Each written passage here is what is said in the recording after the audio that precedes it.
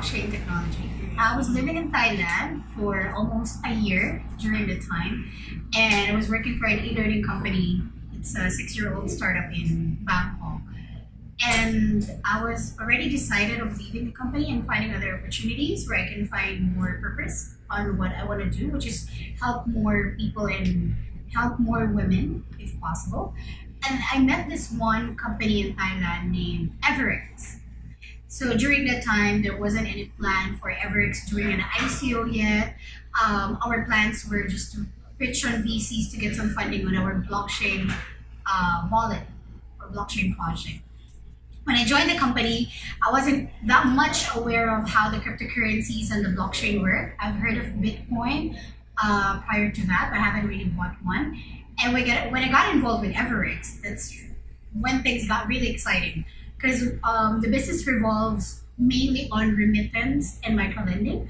And I saw the opportunity for remittance and microlending to have an impact in terms of social enterprise as well as helping women.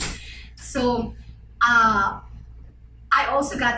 luckily got some mentors from Switzerland, which helped me with working with the NGOs. And the moment that we were invited for United Nations to pitch for one of their programs, that's really where it got, so interesting.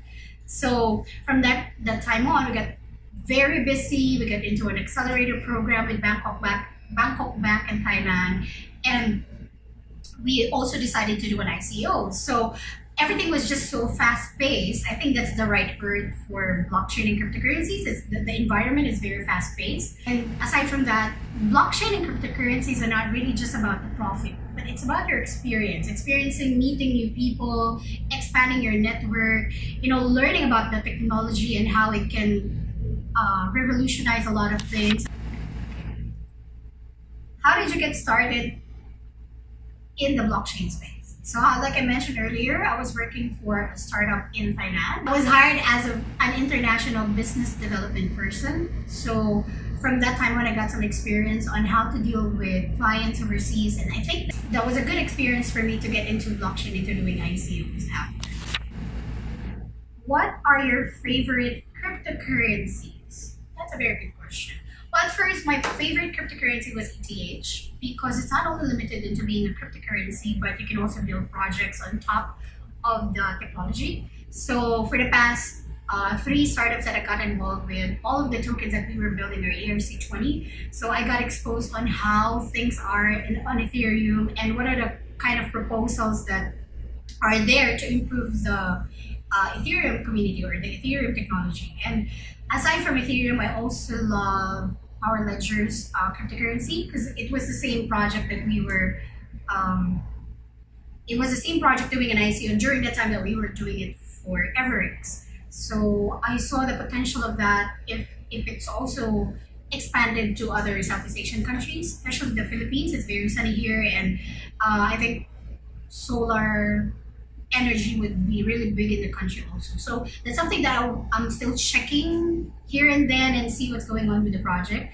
Of course, aside from Ethereum and Power Ledger's crypto, my most favorite would be my first token that we built, which is EVX, AQWIRE, that is used for AQWIRE wallet. That's for microlending and remittances between countries in Southeast Asia, particularly Thailand and Myanmar. And the love of my life token would be AQWIRE. That's the one that we're building with our team at the moment. So AQWIRE is, unlike any other real estate tokens that tokenize properties, AQWIRE tokens are key. AQWIRE token key is used to access the features of the platform. So for property developers, having keys would give you an ability to list your properties and have access to buyers around the globe. And for buyers, you would have an opportunity to have your remittance convenience fees waived if you have the key tokens, and also have access to specialized features on the platform. Do you have any favorite blockchain projects aside from the one that you currently have or working on? Well, aside from AQWIRE key token or blockchain project, I believe in Royal Coin because we've aside from seeing the progress on the project, we've also talked with the guys on how they did it on their ICO last year, and they have been very willing to give us some information on how we can effectively build our community.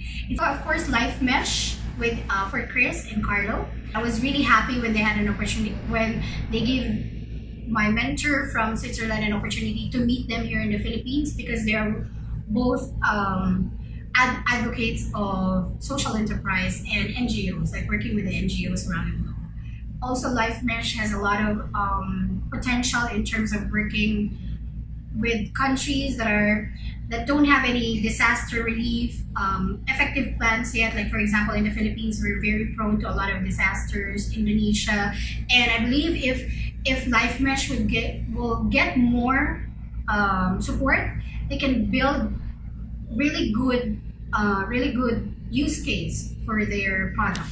If you're not in the blockchain industry now, where would you be? I would love to be teaching in universities, as a professor in universities, teaching blockchain technology and how it can impact businesses not only in the Philippines but around the globe. I would also love to teach marketing and business development back in my university or other universities. I may not be the most technical person that you would meet, but I would love to teach them the business application of this new technology out there. So not only the blockchain, but how can you really use, for example, token economics? How can you really use the tokens for your business? And aside from that, financial literacy. It's something that's not being taught with a lot of schools right now. So that's something that I would love to teach more youth in the country to prepare them in the future, because I believe that they'll be the next ones who's going to continue whatever initiatives that we have right now. How was your 2018? What was the highlight of your year? Okay, my 2018 has been amazing. I would like to thank my company for giving me an opportunity to work with their team, because I couldn't ask for a better set of people that I can work with. They're very talented. I love the environment because it's not only you who bring knowledge or what you know to the company, but you're going out of the company excited and hungry for more knowledge, because I think it's because they're all young. They're like we have somebody who's as young as 19 to 28, and they are so energetic. So they know a lot of things, and you thought you already know things on management, you thought you already know things on the blockchain technology, you think you already know things on entrepreneurship. But when you meet the people in our team, they're just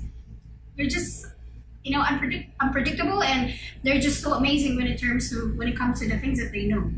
I'm so happy that I've chosen to go back to the Philippines from Thailand. I was in Thailand for almost 2 years, and I came back here without really knowing what's going on in the startup space. But I was seeing it in Thailand. I was hoping that it's the same in the Philippines. And when I came back and saw the initiatives, you would see that there are a lot of ideas that are turning into execution, that are turning into real products, that are turning into real startups. And I think we are in a very exciting space. So I would encourage a lot of more people to join the space. Like the people I meet everywhere, I ask them to join, for example, Women in Blockchain. If there's any next event, I try to, even investors that are talking to us and visiting our office, if there's like an event tonight after a meeting or the next day, we invite them to actually come to this meetup events and really meet the people in the community. And I'm telling you, if you're not a part of the blockchain community yet in the Philippines, you better attend one of those meetup events, and you'll see that how amazing it is. So that's something that I'm really thankful of for 2018. What are you looking forward to for your 2019? I'm looking forward to growing this community more and seeing more people believing in the technology, because it's so easy to feel low and lose your hope about the technology, especially if you bought cryptocurrencies at the start of the year and right now the cryptocurrencies are really down. So the only way that we can do that is to encourage and invite more people to join our community. And that's something that I really admire about platforms like BitChikka, where it can be a source of your information with the things that are going on in the space. I'm looking forward to this team growing their team in 2019 to give us more updates and news about the community. I'm looking forward to more people being active in advocating the technology to other people. And I'm also looking forward to growing our personal projects. So be active. We are very active in terms of crypto community meetup. But it also pays to go out there, talk to your customer all the time, who your target market are in terms of your wallets, who your target market are in terms of your real estate platform, of your rewards platform. We have to know that. And for us to only be able to do that is to get more people to our community. So there.